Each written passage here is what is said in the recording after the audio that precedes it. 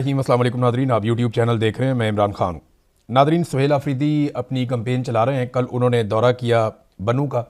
ये दहशतगर्दी से मुतासरा इलाका है, यहाँ पे ऑपरेशन भी चल रहे हैं और यहाँ पे दहशतगर्दी के कई वाक़यात भी हो चुके हैं, बल्कि कई एरियाज़ के अंदर लोगों का निकलना भी बाज़ औक़ात महाल हो जाता है। इसको हम पहले भी रिपोर्ट कर चुके हैं। लेकिन यहाँ का सुहेल आफरीदी ने दौरा किया, बड़ी कामयाबी से वहाँ गए। बड़ा चार्ज किस्म का क्राउड था, लोगों में बहुत गुस्सा है, बड़ा जोश है और लोग बार बार डी चौक जाने की बात करते हैं, क्योंकि वहाँ पे साबिक वज़ीर आला अली अमीन गंडापुर लाशें छोड़कर आए थे।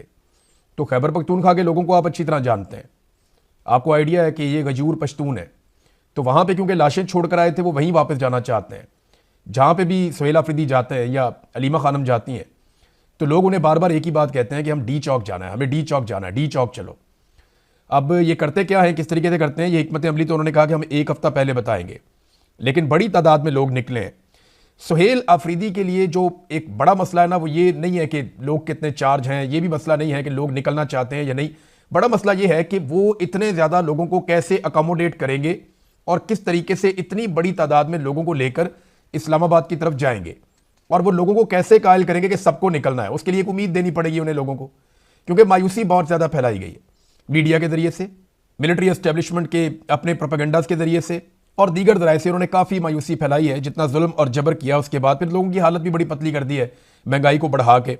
तो लोग तो निकलना चाहते हैं, उन्हें यह भरोसा दिलाना कि आप निकलेंगे तो इससे फ़र्क पड़ेगा, उन्हें यह भरोसा दिलाना कि आप निकलेंगे तो निज़ाम जो है वो हथियार फेंकेगा, और लोगों को यह भरोसा दिलाकर साथ अपने लेकर जाना, ये एक बड़ा टारगेट है सुहेल आफरीदी के लिए।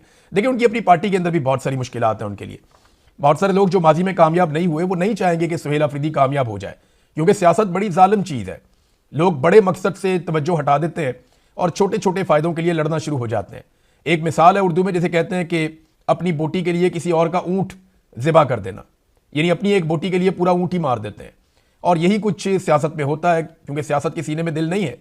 अब ना सिर्फ सुहेल आफरीदी के लिए जो बड़ा चैलेंज है वो ये है कि सबको इकट्ठा रखें, पार्टी के सारे लोगों को एक साथ शामिल करें, लेकिन कमांड अपने हाथ में रखें बैक वक्त, क्योंकि कमांड उनके हाथ से गई तो मामला सुहेल आफरीदी के हाथ से निकल जाएगा। क्योंकि जो कुछ भी दांव पे लगा हुआ है वो अब सुहेल आफरीदी का लगा हुआ है, किसी और का कुछ भी दांव पे नहीं लगा हुआ, क्योंकि अनाउंसमेंट सुहेल आफरीदी ने की है। सारे लोग सुहेल आफरीदी की तरफ देख रहे हैं। इमरान खान ने सुहेल आफरीदी को कहा था कि स्ट्रीट मूवमेंट की तैयारी करो, लिहाजा सारा कुछ सुहेल आफरीदी का दांव पे लगा हुआ है। उनकी अपनी सियासत, उनकी इज्जत, उनकी जिंदगी, हर चीज दांव पे लगी है और उन्हें सारों को साथ लेकर भी चलना होगा और साजिशों से भी बचना होगा। पब्लिक को यकीन भी दिलाना होगा कि जब वो निकलेंगे तो इससे फर्क पड़ेगा, और ऐसा बंदोबस्त भी करना होगा कि बड़े पैमाने पर लोग निकलकर उनके साथ चल पड़े। यहां जो जनूबी इजला है, यहां पे एक और प्रॉब्लम भी है, और वो ये है कि लोग शिकवा करते हैं कि इन इलाकों में बहुत सारी चेक पोस्टें हैं और हमें बार बार रोका जाता है, हमें तंग किया जाता है। यही प्रॉब्लम जो है वो बलूचिस्तान में भी आता है, यही मसला जो है वो खैबर पख्तूनख्वा में भी आता है। और लोग बार बार कहते हैं कि जो कंटोनमेंट्स बनाए गए हैं खैबर पख्तूनख्वा के मुख्तलिफ इलाकों में, वहाँ पे तलाशी की वजह से और रुकावटों की वजह से, नाकों की वजह से उनकी बड़ी तजलील होती है, उन्हें बड़ी परेशानी होती है, उनकी तलाशियाँ ली जाती हैं। फिर ये लोग बापर्दा लोग हैं, इनकी खवातीन बाज़ औक़ात साथ होती हैं, तो वो भी एक बड़ा प्रॉब्लम हो जाता है। मुझे माजी में मेरे एक दोस्त थे मिलिट्री में, ब्रिगेडियर साहब, उन्होंने कहा जी यहाँ पे सबसे बड़ा इशू ये है कि खवातीन जब इनके साथ होती हैं ना, तो ये बहुत ज़्यादा गुस्से में आ जाते हैं और ये नहीं चाहते कि इनकी गाड़ी को चेक किया जाए या कोई तलाशी ली जाए। ये उसे अपनी तौहीन समझते हैं। पश्तून और बलोच, इन लोगों में ये प्रॉब्लम है। प्रॉब्लम क्या है, उनका अपना एक कल्चर है, तो जब आप कल्चर के साथ टकराते हैं तो फिर उसका रद्द-ए-अमल तो आता है। अब यह है कि सुहेल आफरीदी ने कहा कि जनाब जो कंटोनमेंट्स क्यों नो गो एरिया बने हुए हैं, यानी ये सड़कें, उन्होंने कहा कि हमने अवाम के लिए बनाई है, ये हमने नाकों के लिए या इदारों की हिफाजत के लिए सड़कें नहीं बनाई। यानी इदारे अगर अपनी हिफाजत करना चाहते हैं तो वो ज़रूरी तो नहीं है कि सड़कें बंद करके अपनी हिफाजत करें। पूरी दुनिया में इदारे अपनी हिफाजत करते हैं, सड़कें बंद किए बगैर भी करते हैं, लेकिन जिस तरीके से यहाँ पे नो गो एरिया बना दिया जाता है कंटोनमेंट को, वो एक प्रॉब्लम है। तो सुहेल आफरीदी ने उस पर वार्निंग दी कि उन्हें ख़त्म किया जाए, बल्कि उन्होंने कहा कि मेरे पेशावर जाने से पहले ख़त्म किया जाए। उन्होंने कोर कमांडर से भी कहा कि ये ज्यादती है, ये ज्यादती ना की जाए, सड़कें हमने अवाम के लिए बनाई है, ये हमने नाकों के लिए नहीं बनाई, या इदारों की हिफाजत के लिए सड़कें हमने तामीर नहीं की। अवाम के पैसा अवाम पे लग गया, सड़कें बन गई तो लोगों को वो सहूलत लेने दें। देखिए ना, भारत ने अपने कंटोनमेंट्स खत्म कर दिए। भारत ने आज़ादी मिली और लगभग 7 दहाइयों तक उनके वहां पे कंटोनमेंट्स रहे। कंटोनमेंट में आपको बताऊं, ये वो इलाका होता है जो फौज के ज़ेरे कंट्रोल होता है, या उसको छावनी का इलाका कहते हैं, जहां पे फौजी निज़ाम चल रहा होता है, इसे कंटोनमेंट कहते हैं। यहाँ की सिक्योरिटी और दीगर बहुत सारी चीज़ें फौज के कंट्रोल में रहती हैं, तो बेशुमार चीज़ें रहती हैं, उससे बहुत सारा पैसा भी बाज़ों का जनरेट होता है। तो इंडिया ने तो अपने कंटोनमेंट्स खत्म कर दिए और पाकिस्तान में हर थोड़े अरसे के बाद एक नया कंटोनमेंट एरिया बन जाता है, नए लोगों को वहां पे खपा दिया जाता है, वहां से ज्यादा इनकम जनरेट होना शुरू हो जाती है। तो ये ऐसा लगता है कि कंटोनमेंट्स के अंदर कोई और मखलूक रहती है और बाहर कोई और मखलूक रहती है। यानी कंटोनमेंट्स के बाहर रहने वाले पाकिस्तानी भी उतने ही महफूज होने चाहिए जितना कि कंटोनमेंट्स के अंदर रहने वाले पाकिस्तानी महफूज हैं। कंटोनमेंट्स के अंदर जो लोग रहते हैं उनके खून का रंग भी सुर्ख है, उनके पास भी ग्रीन कलर का शनाख्ती कार्ड है, वो भी एक आम पाकिस्तानी है, और जो कंटोनमेंट के बाहर रहते हैं वो भी आम पाकिस्तानी है। लेकिन यहां पे हुक्म आ गया है, लिहाजा ये करारदाद भी आएगी और मुतफिका तौर पे मंजूर भी हो जाएगी, आप देख लीजिएगा। अब ये जो एक बहस है या जो शुरू होने वाली बहस है कि नए सूबे बनेंगे, उनका क्याम अमल में लाया जाएगा, क्योंकि मोहसिन नकवी ने आसिम मुनीर साहब की ये ख्वाहिश तो बता दी है, लेकिन इस वक्त पाकिस्तान में जमहूरी हुकूमत नहीं है और एक ऐसी हुकूमत जो जाली हुकूमत है, जिसे जाली तरीके से लाकर बिठाया गया है, क्या वो इतना बड़ा फैसला कर सकती है कि पाकिस्तान में नए सूबे बना दे? वैसे तो पाकिस्तान में नई अदालतें भी बना दी जाली हुकूमत ने, पाकिस्तान में इस्तिस्ना और एक्सटेंशन भी दे दी, 2 आईनी तरामीम करके आइन का हुलिया बिगाड़ दिया जाली हुकूमत ने। लेकिन क्या अब उन्हें इतनी हिम्मत और इतना हौसला हो गया कि वो नए सूबे भी अब बना छोड़ेंगे और उसके ऊपर कोई एतराज भी नहीं करेगा? पाकिस्तान तहरीक इंसाफ को मेरे ख्याल में मौक़िफ़ ये लेना चाहिए कि ये बड़ी अच्छी बात है, नए सूबे बनने चाहिए, नए यूनिट्स बनने चाहिए, हम इसके हक में हैं, लेकिन हम ये चाहते हैं कि नई पार्लियामान आए, फ्री एंड फेयर इलेक्शन हो, उसके नतीजे में जो नई पार्लियामान आए वहां पे बैठ के इत्तफाक राय के साथ नए सूबे बनाए जाए, इसके अलावा और कोई चीज नहीं होनी चाहिए। नाज़रीन, हालात ये हैं कि साबिक डिफेक्टो पाकिस्तान के हुक्मरान और साबिक army chief general Bajwa, de facto हुक्मरान में इसलिए कह रहा हूं कि ये आप बिला वजह ही यहां पे बैठे होते हैं वजीर आजम वगैरह आके, कंट्रोल तो सारा पीछे से आर्मी चीफ कर रहा होता है। वजीर आजम तो बेचारा जितना मर्जी जोर लगाए, कोई अच्छा काम किसी एक महकमे में, किसी एक जगह पे, किसी दूसरी जगह पे वो कर लेता है, जब वो कोई काम करने लगता है उसको घर भेज देते हैं, निकाल देते हैं। जैसा कि इमरान खान साहब ने अपनी मर्जी से कोरोना वायरस के अंदर काम किया, बाकी चीजों में किया, तो इनको गुस्सा आ गया, इन्होंने कहा जी ये कैसे हो सकता है कि ये हमारी अप्रोच से बाहर काम करे, तो बाद में अपनी एक्सटेंशन के चक्कर में इमरान खान साहब को फारिग कर दिया। तो वो जो जनरल बाजवा जो पाकिस्तान से बहुत प्यार करते थे, बड़े मुहिब वतन आदमी है, मुहिब वतन के सारे सर्टिफिकेट उनके पास हैं, उनका इलाज जनाब दुबई में हो रहा है, सीएमएच में उनका इलाज नहीं हो रहा। मीडिया पे खबरें चलाई गई कि जनाब जनरल बाजवा के दुबई में टेस्ट हुए, मजीद कुछ टेस्ट होंगे, उनका इलाज वहां पे जारी है, डॉक्टर्स इजाजत देंगे तब वो ट्रेवल करेंगे। आप अंदाजा करें कि साबिक आर्मी चीफ है, वो अपना इलाज पाकिस्तान में नहीं करवा सकता। जो पाकिस्तान का डिफेक्टो हुक्मरान रहा 6 साल तक, वो अपना इलाज पाकिस्तान में नहीं करवा सकता और वो जाकर अपना इलाज पाकिस्तान से बाहर करवा रहा है। ये इन्होंने पाकिस्तान को दिया। नाज़रीन, कौमी इत्तफाक राय तो पैदा होगा या नहीं होगा, पाकिस्तान में और बहुत कुछ हो सकता है। यानी एक खबर थी और उसमें वो शाहिद अफरीदी का कसूर भी कोई नहीं है, मैं उसे ब्लेम नहीं करूंगा। उसका कुत्ता गुम गया, उसने ट्वीट कर दिया जी मेरा कुत्ता गुम गया और मुझे उससे बड़ा प्यार है, हमने घर के फर्द की तरह पाला है, जिसको मिले वो मेरा कुत्ता जो है वो वापस कर दें। लोग उसका कुत्ता लेकर वापस आ गए, उसका कुत्ता उसे वापस कर दिया, वो खुश हो गया, उसने वीडियो बना दी कि जनाब मेरा कुत्ता मेरे पास वापस आ गया, वो खुश था, अच्छी बात है। किसी का भी कुत्ता घूमेगा वो कोई ना कोई इश्तिहार लगा देगा, पुलिस को बता देगा, या जिसके पास सोशल मीडिया का अकाउंट है वो उसके ऊपर लगा देगा, ये एक नॉर्मल चीज़ है। लेकिन पाकिस्तान के मीडिया ने इसे खबर बना के चलाया कि शाहिद अफरीदी का कुत्ता लापता हो गया। पाकिस्तान में बलोच नौजवान लापता होते हैं, पाकिस्तान में पश्तून नौजवान लापता होते हैं, पाकिस्तान में पंजाब में सवाल उठाने वाले लापता होते हैं, पाकिस्तान में शायर और सहाफ़ी लापता होते हैं, पाकिस्तान के अंदर सियासतदान और वकील लापता होते हैं, पाकिस्तान में माओ के बच्चे लापता होते हैं, माएँ उन्हें ढूंढती रहती हैं, सड़कों पर बैठी रहती हैं और खबर नहीं चलती। लेकिन शाहिद अफरीदी का कुत्ता लापता हुआ तो पाकिस्तान का मीडिया खबर चला रहा था।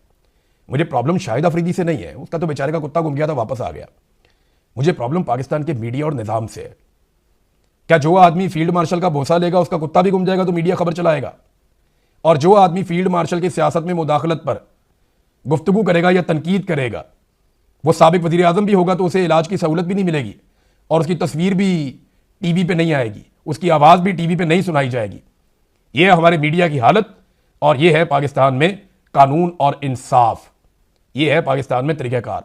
अगर आप एस्टेब्लिशमेंट के सामने लेट जाएं, आप उनके वफादार बन जाएं तो सारा निज़ाम आपको सर्व करता है, लेकिन आप अगर उनकी घटिया सियासत के ऊपर सवाल उठाएं तो फिर आपको गुमनाम कर दिया जाता है, आपका नाम मिटा दिया जाता है, आपका निशान मिटा दिया जाता है, जो पाकिस्तान में किया जा रहा है। बड़ा अनफॉर्चुनेट है, मुझे बड़ी तकलीफ हुई ये कंपैरिजन करते हुए, लेकिन सच ये है कि एक कुत्ते के लापता होने पे खबरें चल रही हैं, मीडिया में हेडलाइंस चल रही हैं, लेकिन माओं के बच्चे लापता हो रहे हैं बलूचिस्तान में, खैबर पख्तूनख्वा में। हमारे नौजवान लापता हो रहे हैं उसके बारे में कभी मैंने खबर चलती नहीं देखी, बल्कि उस खबर को दबाया जाता है, छुपाया जाता है। वो माएँ सड़कों पे बैठी रहती हैं लेकिन उनकी खबर नहीं दी जाती, सामने ही नहीं आने दिया जाता। लेकिन अगर आप लाडले सिस्टम के तो फिर आपको क्या मिलता है? ये आईजी और डीसी जो है वो बग्गी में बैठ के इस्लामाबाद में फिर रहे थे वहां पे, और बार बार वो जो वहां पे मेजबान था या जो माइक के ऊपर एक शख्स था और एक खातून थी, वो बार बार ये गुजारिश कर रहे थे कि तालियां बजाएं, तालियां बजाएं। कोई बंदा ताली नहीं बजा रहा था। आईजी और डीसी वहां पे बग्गी में बैठ के गुजरे अवाम के सामने से। मोहसिन नकवी ने कहा जी इसलिए गुजरे कि हम नहीं आ सके, सदर नहीं आ सके। ओ भाई, बात यह है कि इनकी औकात क्या है कि ये उसके अंदर बैठे? क्या ये अपने आप को हुक्मरान समझ रहे थे? इन्हें लग रहा था कि ये हुक्मरान है और ये बग्गी में बैठेंगे। इसके पीछे ना एक रीजन है। एक तो अवाम ने ताली नहीं बजाई, इससे आईजी को और डीसी को अपनी औकात का पता चलना चाहिए कि उनकी हरकतों की वजह से लोग उन्हें कितना प्यार करते हैं या लोग उन्हें कितना पसंद करते हैं कि किसी ने ताली भी नहीं बजाई। लोग उन्हें पसंद भी नहीं कर रहे थे, बार बार कहा जा रहा था और ताली नहीं बज रही थी, और ये वहां पे चौड़े होकर बग्गी में बैठे हुए थे, खुद को हुक्मरान समझ रहे थे। दरअसल इनको ना इस बात का पता है कि जो हुक्मरानों को लेकर आए ना, उन्होंने इनको लाकर ये पोस्टिंग्स दी हुई हैं। यानी जिन्होंने इनको पोस्टिंग्स दी हैं, एक को आईजी बनाया, एक को डीसी बनाया, उन्हीं लोगों ने जो है वो हुक्मरानों को भी लाकर बिठाया जाली फॉर्म 47 के ऊपर। कम से कम इन लोगों ने मुकाबले का इम्तिहान तो पास किया था, वो तो जाली फॉर्म 47 के ऊपर आए, उनके पास तो इतनी इखलाकी जरूरत भी नहीं है। तो फिर ऑटोमेटिकली इन ब्यूरोक्रेट्स के अंदर ये हौसला आ जाता है कि यार अगर वो बैठ सकते हैं बग्गी में तो हम भी बैठ सकते हैं, हम तो उनसे ज़्यादा काबिल हैं, हम तो कोई इम्तिहान भी देकर आए, वो तो जाली सीटों के ऊपर आकर बैठे हैं, और वो भी उसी निज़ाम के बेनिफिशरी हैं, उसी एस्टेब्लिशमेंट के वफादार हैं जिस निज़ाम के बेनिफिशरी हम हैं और जिस एस्टेब्लिशमेंट के वफादार हम हैं।